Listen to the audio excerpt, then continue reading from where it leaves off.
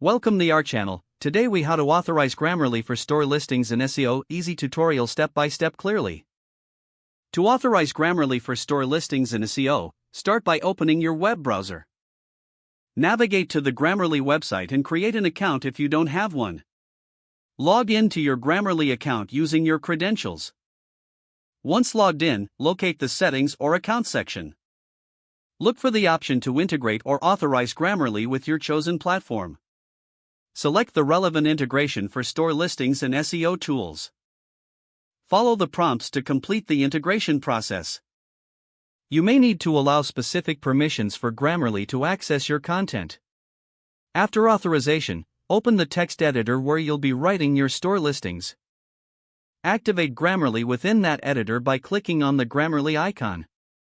Begin typing your content, and Grammarly will automatically check for grammar and style issues. Review the suggestions Grammarly provides and make necessary adjustments. Focus on optimizing your content for SEO by incorporating relevant keywords.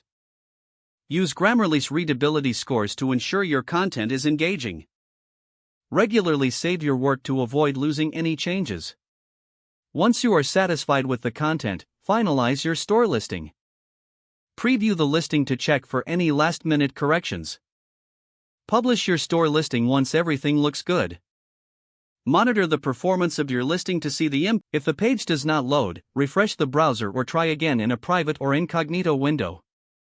Make sure you are using the correct email address, then retype it carefully to avoid small typos. If your password is not accepted, use the reset option and create a new strong password you can remember. Check your spam folder for verification or security emails, then complete any requested confirmation steps. Enable two-factor authentication if available to improve account security and reduce unauthorized access risk.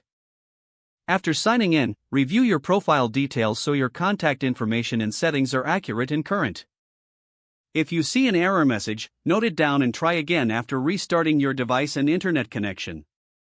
Log out when you finish, especially on shared devices, to keep your account and payment information secure. If the page does not load, refresh the browser or try again in a private or incognito window. Don't forget to like this video and subscribe to our channel for more step-by-step tech guides.